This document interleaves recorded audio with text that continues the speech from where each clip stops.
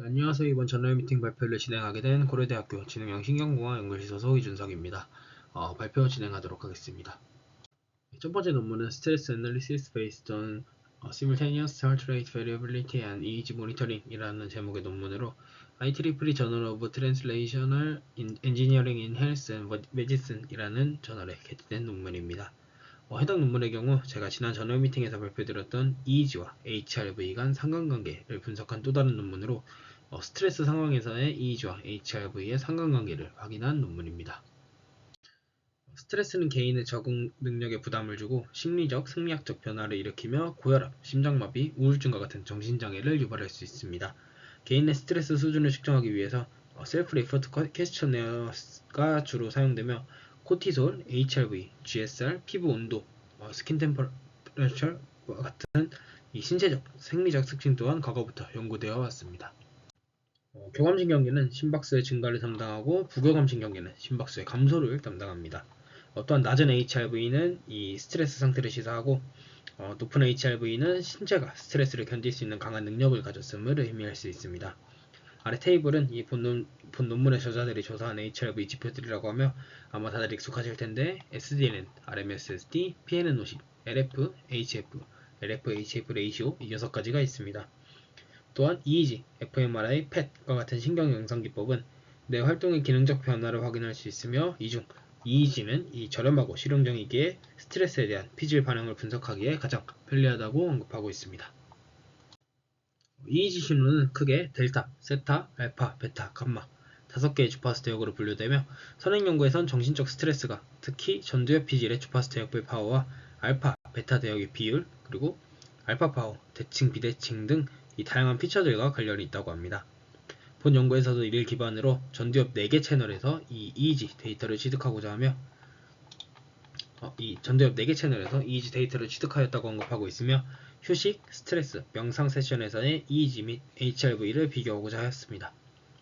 특히 스트레스를 평가하기 위해 EEG 및 HRV를 조사한 선행 연구는 많지만 EEG와 이 HRV를 결합한 연구는 3건에 불과하며 첫 번째 연구에서는 SDNN과 하이 베타 파워 간의 유의미한 음의 상관관계를, 두 번째 연구에선 EEG와 HRV를 함께 사용하면 이 SVM으로 스트레스 수준을 수정할 때 이 성능이 가장 좋다는 점을, 또 세 번째 연구에서는 심박수 데이터의 이 평균 및 표준편 자문을 사용하였고 EEG는 FZ 채널의 세타, PZ 채널의 알파만을 사용하였다는 점을 언급하고 있습니다.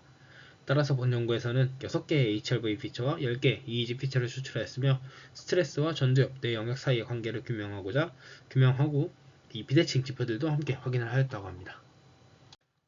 본 연구에서는 남성 8명, 여성 7명, 총 15명의 건강한 피험자가 실험에 참여하였습니다. 실험은 5분의 휴식 세션 이후 스트레스 유발을 위해 5분 동안 스트룹 컬러 월드 테스트를 수행하였습니다. 해당 테스트의 경우 아마 대부분 아실 텐데 간단하게 말씀드리면 이 글자와 색 2가지 조건이 있으며 오른쪽과 같이 글자와 글자 색이 동일한 조건과 그린이라 써있지만 빨간색으로 이제 그린이 써있는 이런 식으로 다른 조건이 구성될 수 있습니다. 논문에 자세한 언급은 없어서 어떠한 조건이 어떤 비율로 어떻게 제시되었는지는 파악하기 어려웠으나 이렇게 제시되면 일반적으로 글씨는 신경 안 쓰고 이 색에 맞춰서 키보드 버튼을 누르거나 말로 대답하는 방식으로 실험이 진행됩니다. 즉, 이 빨간색의 그린이 제시되면은 레드라고, 실제 빨간색이기 때문에 레드라고 말해야 되고, 초록색의 블루가 제시되면 그린이라고 말해야 하고, 이런 식으로 실험이 진행된 것으로 추측됩니다. 5분의 태스크 이어서 이 5분 동안 명상 세션이 진행되며 이때 피험자들은 잔잔한 파도 영상을 보며 천천히 숨을 쉬도록 지시받았다고 합니다. 이는 이 최근에 밝혀진 해변이 스트레스 치료 효과가 있다는 사실에 기반하였다고 합니다. 본 연구에서 5분의 휴식, 5분의 스트레스 세션, 그리고 5분의 메디테이션 총 15분 동안 EEG와 ECG 데이터가 취득되었습니다. EEG 데이터는 DSI-24장비로 측정되었으며 인트로에서 간단하게 말씀드렸는데 스트레스와 관련이 있는 전두엽 채널 위주로 이 4개의 채널에서 데이터를 취득하였습니다. 여기서 FZ는 레퍼런스 채널이고 이 F1, FP1, FP2, F3, F4 이렇게 4가지 전국에서 데이터가 취득되었습니다. 이때 샘플링 레이트는 300Hz로 취득이 되었고 1에서 35Hz 밴드패스 필터링 이후 5가지 대역에 대해서 PSD를 도출하였다고 합니다. 이후 아래와 같이 10개의 EEG 피처를 도출하였는데 아무래도 4개의 채널에서 데이터를 측정하다 보니 채널 레벨에서 피처를 도출하였으며 5개의 대역에서 PSD를 도출하였지만 이 스트레스, 메디테이션과 관련이 있는 알파 그리고 베타 파워 위주로 피처를 도출하였습니다. 그래서 자세하게 간단하게 보시면은 뭐 F3의 알파 파워, F4의 알파 파워, FP1의 알파 파워, 뭐 FP2의 알파 파워, 그 다음에 이제 4개 채널의 베타 파워, 그리고 2개 이 알파 시메트리 지표를 사용을 하였습니다. 사실 인트로에서 세타도 간략하게 언급이 되었는데 세타 대역에서 피처를 추출하지 않은 이유에 대해서는 따로 언급이 없어서 좀 아쉬웠습니다. 다음으로 ECG 데이터는 좀 특이하게 아래와 같이 이 양쪽 겨드랑이 아래에 2개의 전극과 오른쪽 이 앱도미널 캐비티라고 해서 이 복강 위에 그라운드 전극에서 이렇게 3개 리드원 방식으로 측정이 되었습니다. 저자들은 이 모션 아티팩트를 줄이기 위해서 팔 대신에 이 겨드랑이 아래쪽을 선택하였다고 언급하며 이 그라운드 전공 역시 이 파워라인 노이즈를 최소화하기 위해 오른쪽 복강 위에서 측정하였다고 언급하였으나 뭐 레퍼런스나 다른 설명은 따로 없었습니다. 이후 6개의 HRV 피처를 아래와 같이 도출하였으며 SDNN, RMSSD, PNN50, LF, HF, LFHF 레이쇼 이렇게 6가지 지표를 도출하였습니다. 다음으로 결과에 대해 말씀드리겠습니다. 먼저 EEG 결과입니다. 아노바를 통해 통계 분석을 수행하였으며 레스트, 스트레스, 메디테이션 간 통계적으로 유의미한 차이는 확인할 수 없었다고 합니다. 여기 스트레스의 이 트렌드는 레스트 대비 증가 혹은 감소한 변화를 나타내며 이 메디테이션의 트렌드는 스트레스 대비 증가 혹은 감소한 변화를 나타냅니다.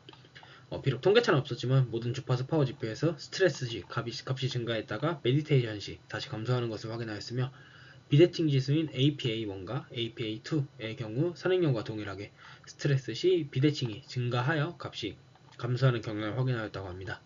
이는 스트레스 상황에서 오른쪽 알파 파워가 이 왼쪽 알파 파워보다 더 크게 감소한 것을 의미하며 수식적으로 볼 때 우방구 대뇌피질이 스트레스와 같은 부정적 감정 처리와 관련이 있다는 주장을 뒷받침한다고 언급하고 있습니다. 다음은 HRV 결과입니다. HRV에선 LF, HF, LFHF 레이쇼에서 통계적으로 유의미한 차이를 확인하였습니다. 여기서 람다는 레스트와 스트레스 간의 통계차를 의미하고 별표는 레스트와 메디테이션 간의 통계차를 의미합니다. 비록 통계차는 나지 않았지만 스트레스 시에 HRV 중 이 SDNN, RMSSD, PNN50은 레스트 대비 감소하는 경향을 보였으며 이는 선행량과 일치하는 결과를 나타냅니다.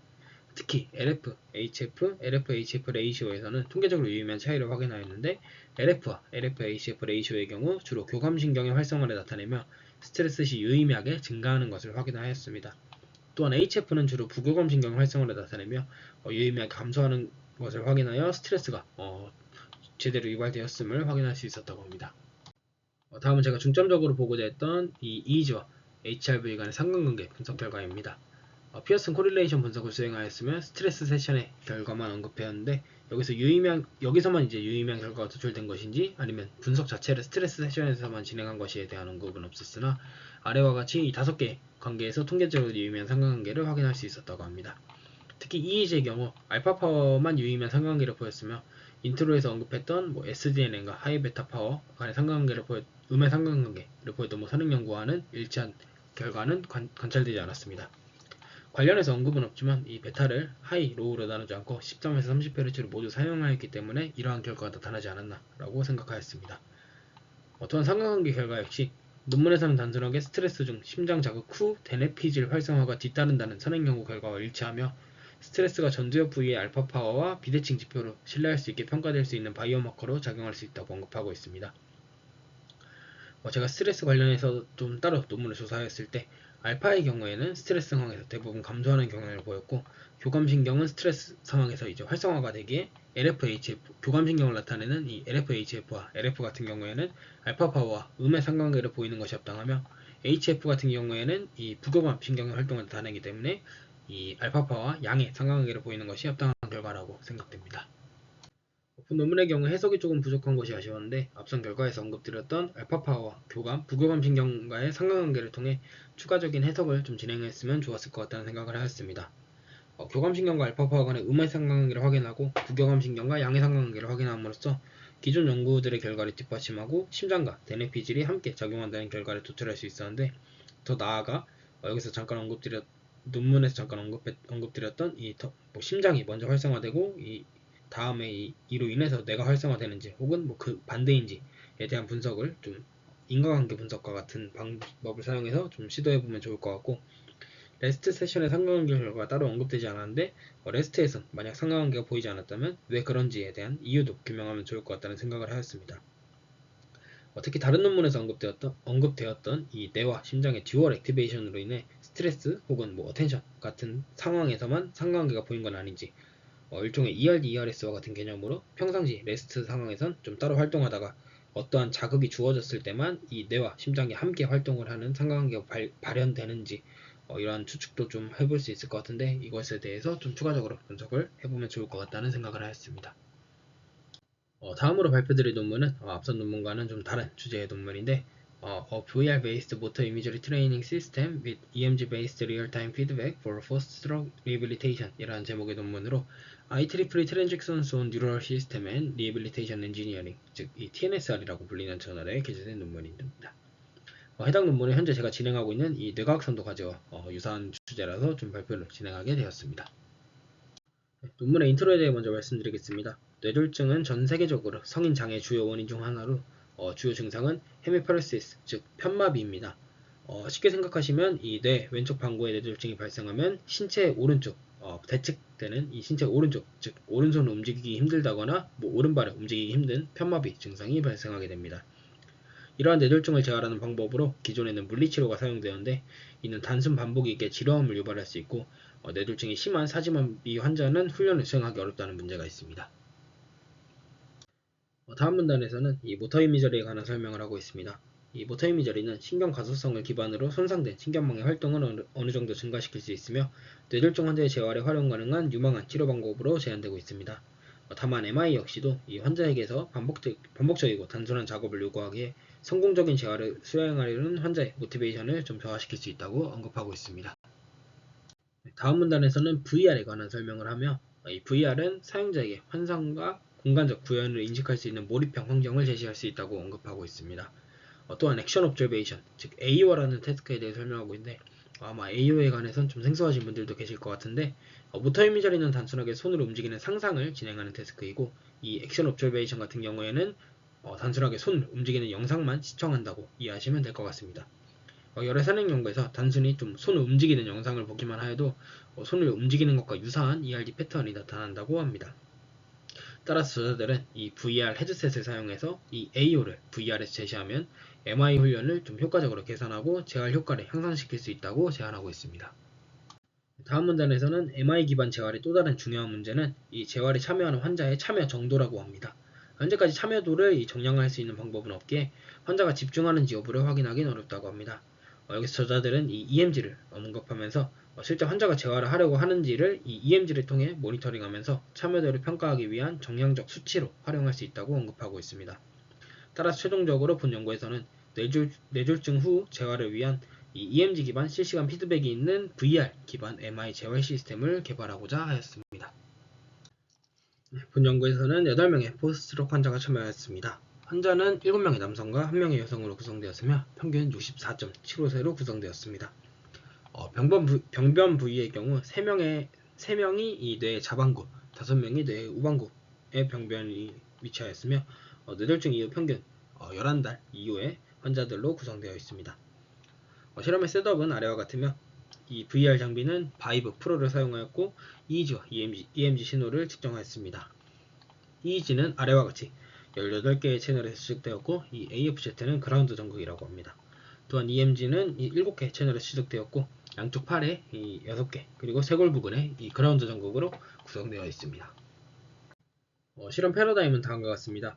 실험은 총 4가지 조건에서 진행되었으며 Assessment, Motor Imagery, Action Observation, 그리고 Motor Imagery와 Action Observation을 동시에, 즉 손을 움직이는 영상을 보면서 상상하는 실험을 함께 진행하는 이렇게 4가지 조건으로 구성되었습니다. 각 실험은 30분씩 진행되었으며 환자들은 하루에 한 조건씩 총 4일 동안 진행되었다고 합니다. 실험 순서의 경우 카운터 밸런싱 없이 순서대로 진행되었다고 하며, 실험관 균일성을 유지하기 위해 환자들은 실험 전 침대에 누워있도록 지시받았다고 합니다. 실험에 대해 자세히 말씀드리면, 먼저 액세스먼트 단계에서 EEG와 EMG 파라미터를 취득하기 위해 진행되었다고 언급하며, 2분 동안 이 두 팔을 릴렉스하고 헬시 사이드, 즉 이 건측인데 좌반구가 손상되었으면 왼쪽 손이 건측이고 오른쪽 손이 이 어펙티드 사이드라고, 즉 환측이 됩니다.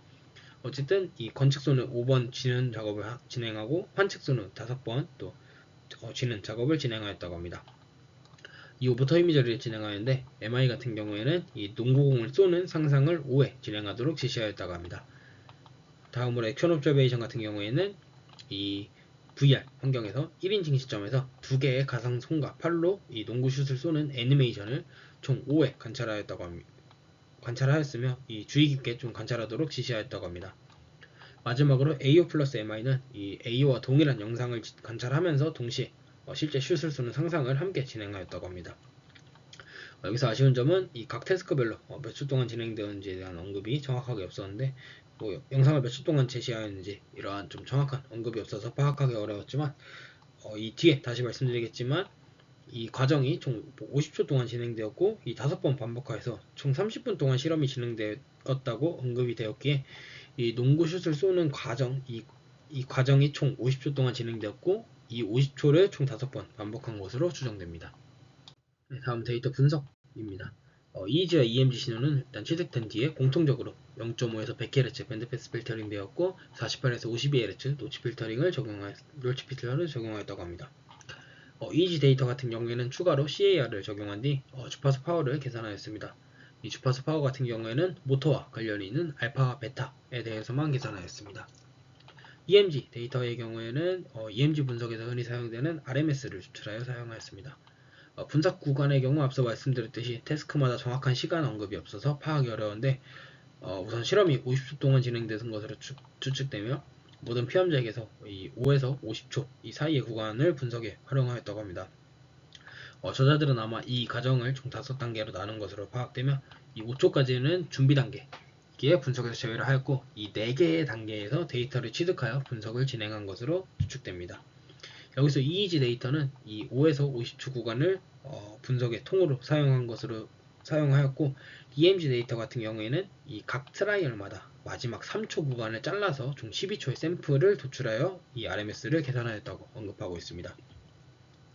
마지막으로 인트로에서 언급드렸듯이 본 논문에서는 이 EMG 신호를 활용해서 이 참여도 혹은 집중도를 평가하는 정량지표로 활용을 하였는데 저자들은 이 다음과 같은 수식을 기반으로 스레시홀드를 설정하여 MTH1보다 작으면 1점, MTH1과 MTH2 사이면 2점, MTH2보다 크면 3점 이런 식으로 참여도에 대한 정량평가를 수행하였다고 합니다. 해당 점수는 피험자에게 이 트레이닝이 총 5번 반복이 되었는데 한 번이 끝날 때마다 실시간으로 제시되었으며 이를 이 EMG 기반 실시간 피드백 시스템으로 활용하였다고 합니다. 이 피드백 같은 경우에는 이 농구 영상이 좀 재생이 되었을 때만 이 진행이 되었으며 따라서 이 모터 이미저리 태스크할 때는 진행이 안 되었고 이 AO와 AO 플러스 MI에서만 진행되었다고 합니다. 즉 50초 동안 해당 영상을 시청하고 이 50초가 끝난 뒤에 다음과 같이 12초 각 세션별로 마지막 3초의 데이터를 잘라서 12초 구간에서 분석을 수행하여 참여도 점수를 도출하여 피험자에게 실시간으로 피드백한 것으로 추측되며 이를 기반으로 좀 재활 성능을 향상시키고자 한 것으로 추측됩니다. 따라서 결과에 대해 말씀드리겠습니다. 먼저 EEG 결과입니다. 평가 단계와 이 모터 이미저리 그리고 AO에서 이 알파가 좀 활성화되는 것을 확인하였으며 AO 플러스 MI에서는 좀 AO와 AO 플러스 MI에서는 베타가 좀 활성화되는 것을 확인하였습니다. 또한 정량평가의 경우 알파 파워는 이 AO 플러스 MI에서 가장 작은 값을 보였으며 베타는 AO에서 가장 큰 것을 확인하였습니다. 선행 연구에 따르면 이 AO 이 영상을 보는 것 자체가 이 베타 파워를 증가시킨다고 하기에 이 AO와 AO 플러스 MI가 상대적으로 엑세스먼트와 MI 대비해서 좀 유의미하게 증가한 것으로 파악됩니다. 또한 엑세스먼트와 MI 같은 경우에는 이 알파와 베타에서 매우 유사한 경향을 보였는데 저자들은 이 실험이 짧게 진행되었고 피험자들이 모터 이미지를 훈련에 좀 집중하지 못했을 가능성을 언급하며 이 MI 측정 결과에 영향을 미쳤을 가능성을 언급하고 있습니다. 참고로 엑세스먼트 같은 경우에는 이 2분의 릴렉스 이후 건측과 환측선을 각각 5번씩 쥐었다 폈다고 언급되었는데 아마 이런 식으로 좀 해석이 진행된 것으로 보아 릴렉스 할 때의 데이터만 분석에 활용하여 일종의 좀 베이스라인으로 사용하지 않았나 추측합니다. 아무래도 본 연구의 메인 목표가 이 AO와 AO 플러스 MI 상태에서의 EMG의 실시간 피드백에 대한 효과를 보는 것이기 때문에 실험 시간도 짧고 좀 적은 횟수만 반복하였기 때문에 충분한 이 MI EEG 패턴이 도출되지 못한 것으로 추측됩니다. 다음으로 AO와 AO 플러스 MI의 경우 액세스먼트 대비 알파 파워가 통계적으로 유의미하게 감소를 하였는데요. 이 모터 태스크를 수행할 때 ERD가 사실은 이 베이스라인 대비 주파수 파워가 감소한 것과 마찬가지이기에 저자들은 이 AO와 AO 플러스 MI에서의 이 PSD 감소가 다르게 말하면 좀 ERD의 증가라고 이제 표현할 수 있으며, 특히 AO 플러스 MI에서 ERD가 가장 두드러지게 나타났다라고 언급하며 좀 신경 가소성을 가장 촉진하였다고 언급하고 있습니다. 사실 ERD를 직접적으로 계산했으면 좀 직관적으로 편했을 것 같은데 실험 패러다임 자체가 레스트 태스크 뭐 이런 식으로 진행된 게 아니라 50초 동안 단계별로 영상을 보았고 이 과정을 총 5번 반복하였기 때문에 베이스라인 커렉션이나 분석 길이 이런 문제로 인해서 좀 PSD를 계산한 게 아닌가 추측합니다. 어쨌든 결론적으로 이 AO 플러스 MI에서 가장 큰 재활 효과가 발생하였다고 저자들이 언급하고 있습니다. 다음은 EMG 결과입니다. 먼저 테이블 결과는 이 어세스먼트 단계에서 이 릴렉스 상태와 환측을 5번 지었다 폈다 했을 때 이 근력을 나타낸 결과입니다. 여기서 H는 이 건측, 즉 헬시, 그리고 A는 이 환측, 이 어펙트를 의미합니다. 해당 근력들을 기반으로 메소드에서 말씀드렸던 EMG 스레시홀딩을 설정하여 참여 정도를 정량하였으며, 이 오른쪽에 스코어가 이 해당 결과라고 이해하시면 될 것 같습니다. 5번의 트레이닝을 진행할 때 피험자들은 대부분 1에서 1.5점 사이의 평균 스코어를 가졌으며, 트레이닝 1을 제외하면은 이 모든 트레이닝에서 이 MI 플러스 AO가 AO 대비해서 스코어가 좀 높은 경향을 확인함으로써 이 MI 플러스 AO가 좀 재활에 더 적극적으로 참여했으며 가장 재활 성능이 뛰어나다라고 언급하고 있습니다. 여기서 말하는 스코어가 앞서 계속 말씀드렸듯이 이 EMG가 활성화되는 정도를 나타내신다고 이해하시면 될 것 같기 때문에 아무래도 이제 좀 재활에 좀 적극적으로 참여할수록 이 근육이 실제로 좀 움직인다라고 이제 생각하시면 될 것 같고요. 왼쪽 결과는 이 각 태스크별 근력 결과이며, AO 같은 경우에는 아무래도 단순하게 관찰만 하기 때문에 상대적으로 릴렉스와 가장 유사한 점수를 보였고, 트레이닝별 편차도 적었을 것이라 언급하며, 이 MI랑 MI 플러스 AO 같은 경우에는 실제로 손을 움직이는 상상을 하기 때문에 자기도 모르게 좀 근육이 움직였을 가능성을 언급하며, 그렇기 때문에 릴렉스와 AO보다 좀 MI랑 MI 플러스 AO가 그 근육 머슬 스트렝스 값이 좀 크고 편차도 트레이닝별로 편차도 좀 다양하게 발생하였다고 언급하고 있습니다. 오른쪽 결과는 이제 좀 평균 결과를 나타내며 실제로 AO보다 MI랑 MI 플러스 AO에서 통계적으로 유의미하게 머슬 스트렝스가 좀 커진 것을 확인을 할 수 있고요. 스코어 역시도 이 AO랑 AO 대비해서 MI 플러스 AO, 즉 MI를 함께 했을 때 이 스코어가 더 크게 형성된 것을 확인할 수 있습니다. 아래 스코어 같은 경우에는 좀 통계 결과는 따로 언급되지 않았으나 따로 언급되지 않았기에 좀 통계차가 나지 않은 것으로 추측됩니다. 그리고 참고로 여기서 이 빨간 십자가는 이 통계 표시가 아니라 박스 플러스에서 아웃라이어, 즉 이상치를 나타내는 기호입니다.